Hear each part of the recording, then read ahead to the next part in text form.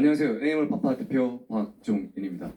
저는 오늘 기후위기가 인간 그리고 생태계라는 주제를 가지고 오늘 강의를 하게 되었습니다. 우리 지금 계시는 분들께서도 현재 기후위기라는 얘기를 참 많이 들어보셨을 겁니다. 기후변화라는 얘기를 많이 하셨지만 기후변화라는 것보다는 기후위기라는 얘기가 현 시점에서는 더 맞을 것입니다. 지구가 아프다는 얘기도 참 많이 들어보셨죠? 우리 지구가 왜 아픈지 이제부터 알아보도록 하겠습니다. 자, 먼저 기후와 기상에 대해서 말씀드릴 건데, 보시는 것처럼 기상은 지구의 기분입니다. 그날 기분이라고 생각하시면 되시고, 기후는 지구의 성격이라고 생각을 하시면 됩니다. 타고난 성격이 있는 것처럼 우리 사람도 그날 컨디션에 따라서 기분이 달라질 수도 있고 좋아질 수 있는 게 날씨라고 생각하시면 되시고, 타고난 성격은 기후라고 생각하시면 됩니다. 가장 큰 문제는 이 기후 변화는 성격이 변하는 것이기 때문에 큰 문제가 되고 있는 것입니다. 먼저 기후 변화란 무엇일까요? 오랜 기간에 걸쳐 나타나는 평균적인 기상 상태의 변화를 얘기하는 것입니다. 기후 변화가 일어나면 어떤 일이 일어날까요? 자, 지금 현재 지구가 변하고 있습니다. 지구가 더워지면서 빙하가 녹고 있는 게 현 시점에서 우리가 나타내는 변화 중 하나입니다. 보시는 것처럼 1988년도에 북극 모습과 2019년도 8월의 북극의 모습입니다. 보시는 것처럼 빙하가 30년 동안 빙하가 정말로 많이 녹은 사진으로 볼 수 있으십니다. 두 번째, 해수면이 크게 상승을 했습니다. 얼음이 녹아 그 물이 바다로 유입이 되면서 해수면이 상승하게 되었고, 그리고 사막화가 일어나고 있습니다. 땅이 바짝바짝 말라가고 있고, 그리고 올해 폭풍도 일어나고 있습니다. 최근에는 가을, 겨울철에도 황사가 일어나는 일이 빈번히 발생하고 있습니다. 네 번째, 전 지구에 이상기후 현상이 발생되고 있습니다. 그로 인해서 가뭄, 홍수와 같은 극한 기후 현상에 전 세계가 심각한 식량위기와 기아가 증가하는 현상이 발생되고 있습니다. 그리고 다섯 번째, 전 지구에서 극한 기후 현상이 일어나고 있습니다. 보시는 것처럼 오스트레일리아의 북설, 그리고 호주의 폭염 등을 대표적으로 말씀드릴 수가 있습니다. 그리고 올해 그린란드 정상에 최초로 비가 내렸습니다. 2021년 8월 14일 관측 사상 처음으로 그린란드 정상 3,216m에 약 70억 톤이라는 엄청난 많은 비가 내리게 된 것입니다. 그럼 우리나라도 기후가 변하고 있을까요? 변하고 있습니다. 우리나라도 지금 현재. 우리나라는 현재 어떻게 변하고 있냐면, 보시는 것처럼 기온이 상승하고 있습니다. 두 번째로 열대야가 늘어나고 있습니다. 열대야 일수가 과거 30년 전보다 최근 30년에는 약 196% 증가하였으며, 특히 8월에 열대야가 발생하는 빈도가 1.8일에서 6.2일로 가장 큰 폭으로 증가하였습니다. 세 번째, 폭염일수가 증가함으로 인해서 일상생활의 활동이 힘들어지게 되었습니다. 네 번째, 강수량도 많아지고 있습니다. 그러나 강수량의 문제는 보시는 것과 같이 강수량은 증가했지만 강수 일수는 별로 변하지 않았습니다. 이 말인 즉슨 짧은 시간 동안에 폭우가 내리는 현상이 발생되는데, 이 폭우가 내림으로 인해서 홍수가 발생되고 그로 인한 경제적 손실도 많이 발생되고 있는 현실입니다. 그리고 다섯 번째, 생태계도 많이 변하고 있습니다. 백령도에 아열대 지방에서 생활하는 나비가 출현하고, 그리고 해수면의 온도가 올라가면서 적조 현상이 발생되는 등 이러한 생태계 변화도 지금 일어나고 있습니다. 전 지구 평균 기온이 1도 상승해서 어떤 일이 일어났을까요? 보시는 거는 이상 기후 발생 분포도를 그린 전 세계 지도입니다. 네덜란드의 7월 달에 최고기온 40도라는 기록적인 폭염을 기록했고 전 세계가 지금 이렇게 이상 기후가 발생되고 있습니다. 현실로 다가온 기후재난 2017년도에 7월 16일에 시간당 92mm, 3시간 동안 300mm라는 집중폭우가 내렸습니다.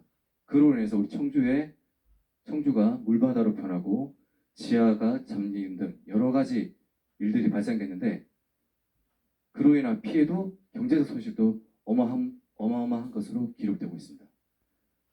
그리고 2018년 홍천은 41도, 서울은 39.6도, 그리고 폭염 일수와 열대야 일수가 최장 기간을 기록하였습니다. 이런 기후 재난들이 현재 우리가 닥쳐 있는 현실입니다. 자연재해 발생 빈도도 과거에 비해서 폭풍, 홍수 등과 같은 발생 빈도가 상당히 많이 증가하였고 가뭄, 극한기온, 지진 같은 경우도 보신 바와 같이 증가하고 있는 추세입니다. 최근 우리 한반도 이상 기후를 보시면 2019년도에는 태풍이 우리나라에 7개가 영향을 미쳤고 그리고 2018년도에는 전국에 폭염이 지속되었죠. 111년 만에 폭염을 기록을 하였습니다. 한반도 기후변화 현황을 보시면 과거 30년 전과 최근 30년을 비교하면 보실 것처럼 여름은 19일이 증가를 하였고 겨울은 18일이 줄어들었습니다. 보실 것처럼 폭염과 열대야가 증가하고 있는 것을 확인하실 수가 있으십니다. 그럼 기후변화는 왜 일어나는 것일까요? 기후변화의 원인은 크게 두 가지로 나눌 수가 있습니다. 한 가지는 자연적인 이유, 태양에너지의 변화, 그리고 지구 공정 궤도 등의 변화, 그리고 화산 폭발 같은 자연적인 현상들을 얘기할 수 있고 다음으로 두 번째로는 사람 때문에 일어나는 인위적인 이유를 얘기를 할 수가 있습니다. 온실가스와 에어졸의 증가, 환경변화, 산림을 파괴하고 산업화가 되고 도시화가 되면서 환경이 파괴되는 것, 그리고 화석연료의 사용 등의 이유가 있습니다. 이 두 가지 중에서는 자연적인 이유보다는 우리 인위적인 이유, 우리 사람으로 인해서 발생되는 요인이 훨씬 더 큰 것이 현실입니다. 그럼 온실가스가 뭘까요? 온실가스는 지구의 온도를 뜨겁게 하는 물질들을 얘기합니다. 대표적으로 6가지를 얘기할 수 있는데 이산화탄소, 메탄, 아산화질소 등과 같이 이 6가지가 지구를 뜨겁게 하는 대표적인 온실가스입니다. 이산화탄소는 산업 공정에서도 발생이 되고 우리가 화석연료를 사용해서도 가장 많이 발생이 되고 메탄가스는 가축을 사육하면서 가축들이 많이 내뿜기도 하고 그리고 우리 음식물 쓰레기에서도 많이 발생이 됩니다. 참 안타깝게도 우리나라는 보시는 것처럼 대한민국은 기후 악당입니다. 지금 보시면 밤에 인공위성으로 우리 한반도를 촬영한 모습인데 북한은 검무초, 하지만 우리 대한민국은 아주 맑습니다.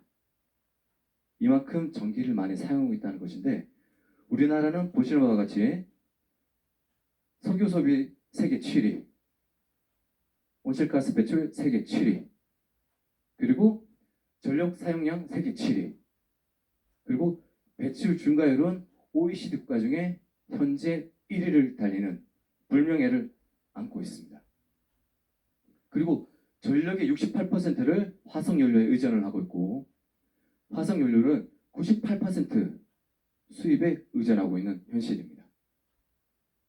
온실가스와 지구온난화 대기 중에는 질소가 78%, 산소가 21%, 그리고 기타 1%가 있는데 이 기타 1%에 온실가스가 포함되어 있습니다. 1% 되게 적은 수치지만 이 1%로 인해서 지구 온난화를 일으키는 주범이라는 사실. 그리고 태양 에너지는 우리 지구로 들어오게 되면 반사를 하든 흡수를 하든 100% 방출을 하게 되어 있는 에너지 평형을 가지고 있습니다. 하지만 이 온실가스로 인해서 지구에 들어온 태양열이 지구 밖으로 배출이 되지 못하는 기현 현상이 발생되는 것입니다. 온실가스로 인해 발생되는 지구온난화, 화석연료, 에너지 사용에 따라 필요 이상으로 늘어난 온실가스가 지구 온도를 더 상승시키는 주범이 되는 것입니다. 온실가스 배출량 세계 순위를 그린 세계 지도입니다. 중국이 1위, 2위가 미국, 부끄럽고 불명예스럽지만 우리나라가 당당히 7위를 차지하고 있습니다. 우리 지구가 현재 변하고 있습니다.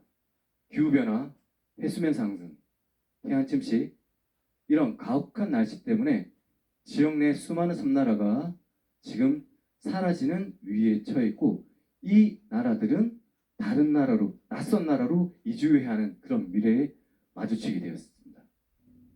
보시는 것처럼 몰디브와 같은 섬나라들은 지금 현재 점점 잠기고 있고 머지않아 우리 지구상에서 사라질 수도 있는 위기에 처해 있는 것입니다. 그럼 앞으로 어떻게 변할까요? 기온 상승에 따른 예상되는 변화를 보시면 1도가 올라가면 안데스 산맥의 빙하가 녹습니다. 그리고 전 지구상의 10%의 생물이 멸종을 하게 됩니다. 2도가 상승하게 되면 열대 지방의 농작물이 크게 감소를 하게 되고 3도가 상승하면 지구에 존재하고 있는 생명, 생태계에서 생활하는 생물의 50%가 멸종하는 일이 발생이 됩니다.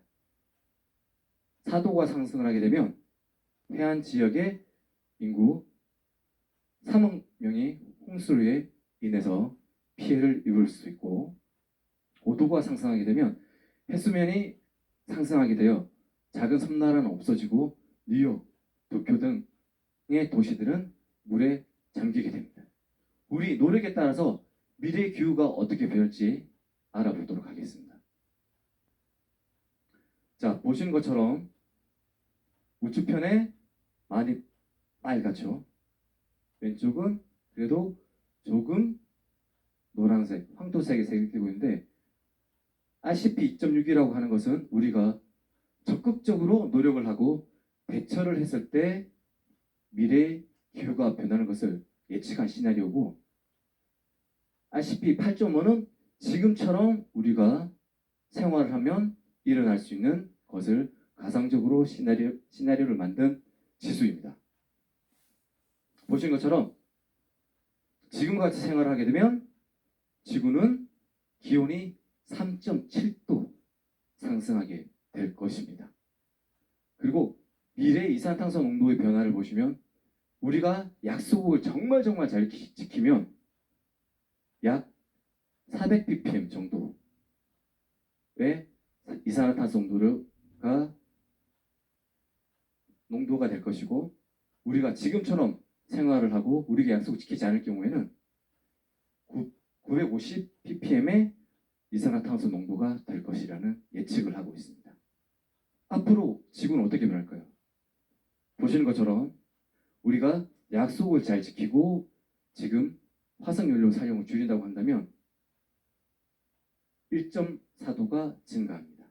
하지만 우리가 약속을 지키지 않으면 3.7도가 증가를 하게 됩니다. 그리고 해수면은 우리가 약속을 잘 지키면 47cm가 증가를 하고 우리가 약속을 지키지 않으면 91cm가 증가하게 되는 그런 일이 발생이 될 것입니다. 그럼 우리나라의 미래의 기후는 어떨까요? 현재 추세대로 온실가스를 배출할 경우에는 보시는 바와 같이 서울, 대구, 광주 등 대전, 대도시는 폭염일수가 2달 넘게 지속이 될 것이고 폭염일수는 과거에 7.3일에서 28.5일, 4배 증가, 열대야 일수는 2.8일에서 37.1일, 13배 증가, 호우일수는 2.0일에서 2.5일로 1.4배 증가될 것으로 예상하고 있습니다. 해수면의 높이도 점점 높아진다. 특히 동해 해수면이 많이 상승할 것으로 예측하고 있는데 서해는 65cm, 남해는 65cm, 하지만 동해는 99cm가 증가할 것으로 예상됩니다. 이 해수면이 상승하면 지금 현재 우리나라의 해안가 도시들은 물에 잠기게 될 것입니다. 그리고 여름은 길어지고 겨울은 짧아지게 될 것입니다. 기후변화에 어떻게 대응해야지 할까요? 자, 원시인이 기후변화 대응법을 얘기를 해줍니다.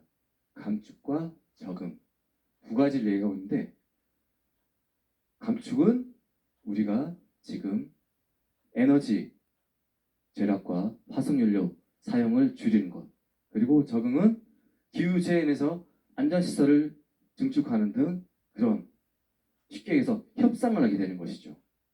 그렇지만 이 2가지를 봤을 때 온실가스는 감축하지 않고서는 적응만 해서는 기후변화를 절대 막을 수 없다는 것입니다. 온실가스를 줄이는 좋은 방법으로는 새로운 재생에너지를 사용하는 것입니다. 2번째, 물 부족을 막기 위해서 효율적인 물 관리를 해야 할 것입니다. 미래의 우리 지구온난화를 대비한 우리 주택의 모습인데 특이한 걸 많이 보실 수 있으실 겁니다.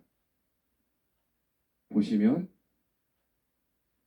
해수면 상승 대비해서 집이 들어 올리는 시스템을 가지고 있고 해수면 상승 대비해서 도망갈 수 있는 자가용 보트가 있고 그리고 지구 탈출용 우주 여행권이 있다는 것입니다.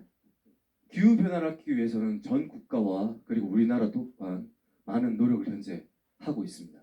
기후변화 대응에 필요한 이유는 보시는 것처럼 현재 배출된 CO2는 5년에서 100년 이게 긴 시간 동안 우리와 함께하고 있습니다.